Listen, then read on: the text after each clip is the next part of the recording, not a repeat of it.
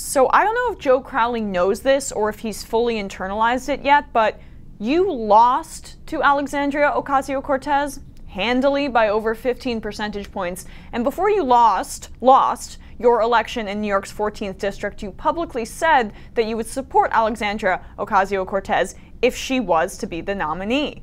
That if you win this primary and have the support of the people of the 14th Congressional District, that I will fully endorse and work for your, and vociferously and robustly work for your election to Congress. He will robustly work for her election to Congress. Vociferously, in fact. Vociferously and robustly, huh? Those are strong words. He wants a Democrat elected to Congress. That's all he cares about.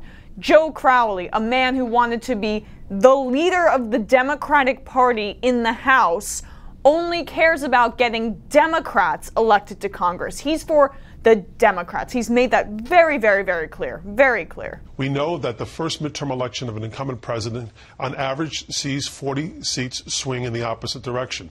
That's not going to happen on its own. Democrats are not going to win that back just simply by being against President Trump. We need to be for, and as I mentioned before, our economic policies, our better deal, and his raw deal are going to become very clear to the American people. I want to be the best chair of the Democratic caucus I possibly can be, help my colleagues get reelected, and help win back seats for the House Democratic Caucus. That's my focus and goal. That's the focus and goal of the entire Democratic leadership. We are of one mind, Chris, and that is we want to win back the House. That's goal one and the only goal right now. The Democrats are of one mind, and Joe Crowley is a Democrat through and through. They, including him, want to win back the House at all costs. Except, it turns out, if Joe Crowley can't be in the House, then he doesn't seem to care about electing a Democrat in his district. That Democrat being Alexandria Ocasio-Cortez, even though that was what he promised to her face in the debate just a little bit ago. Because behind the scenes, Crowley is refusing to take himself off the ballot in November. In Miss Ocasio-Cortez's district, the Working Families Party line was won by Mr. Crowley, who had secured the party's endorsement. Bill Lipton, state director of the Working Families Party, said he immediately reached out to Mr. Crowley's campaign to request that he vacate the line after his defeat. To Mr. Lipton's chagrin, his campaign declined. Mr. Crowley will remain on the ballot in November. You'd think that given the moment we're in, said Mr. Lipton, that Democratic leaders would want to help progressive forces to unite. You would think that. You would think that indeed. Asked about Mr. Crowley's plans regarding the Working Families Party line, a campaign spokeswoman said, "Only, Joe Crowley is a Democrat. He's made clear he is not running for Congress and supports the Democratic nominee in NY14. In Mr. Crowley's case, vacating the line is not that simple.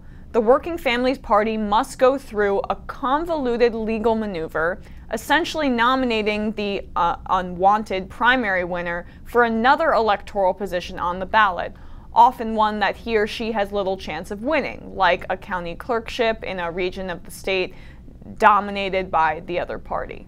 So Crowley is banking on the legal hoops that the Working Families Party would have to go through to rescind or do away with their original nomination for him. He's hoping that they're unable to do so, in my view, unable to go through these hoops, so that his name is still on the ballot as their candidate in November, even though it's against their wishes, as they made clear to the New York Times. So much for robustly working on behalf of Alexandria's campaign. So much for vociferously working on her campaign, for sure.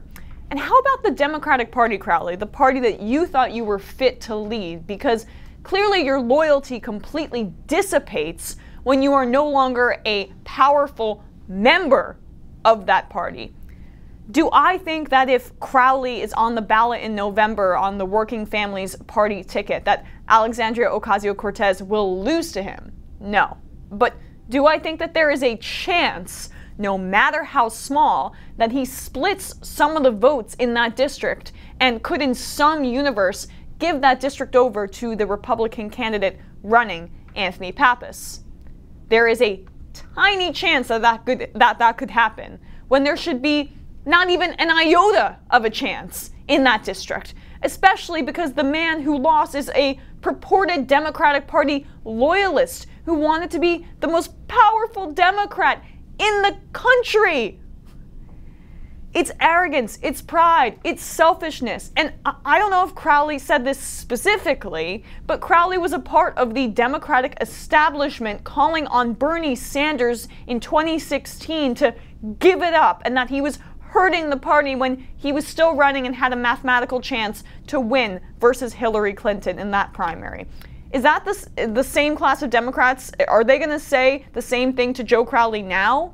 Are they going to tell him to step aside and take his name off the working families ballot so that Alexandria Ocasio-Cortez can rightfully cakewalk to that seat in November? Because this isn't even analogous to Bernie Sanders keeping his campaign going for just a little bit longer into the summer. This would be the same as if Bernie Sanders was running on a separate ticket and remaining on the ballot in an effort to split the votes of Hillary Clinton in the general.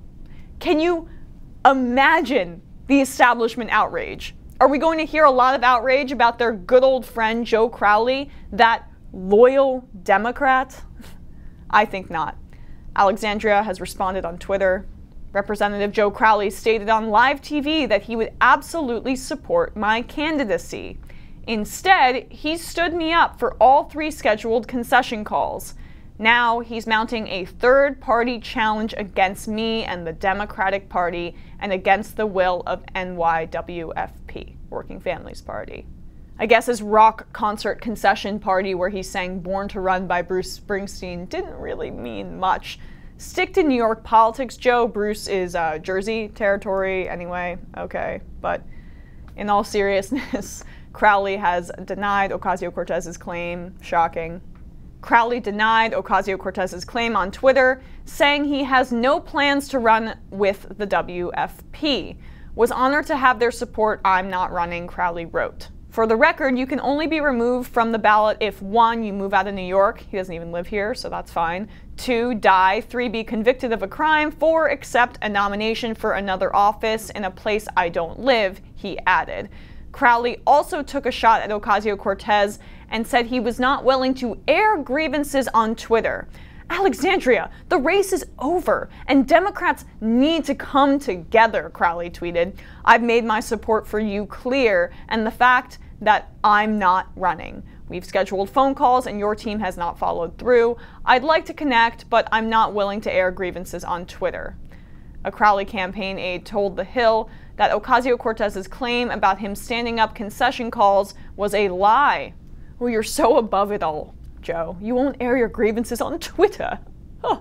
But let's put all of that fluff aside. The Working Families Party state director said explicitly that your campaign refused to vacate the line. And they are not lying because, you know what? They initially endorsed you over her. You can pretend it's some obsession Alexandria has with you, which is laughable because she won and is the one going on talk show after talk show and is a celebrity basically. But the working family parties themselves said that you were being shady. In fact, I would say you were being robustly shady. Vociferously shady? So much for united resistance against Trump, Joe Crowley.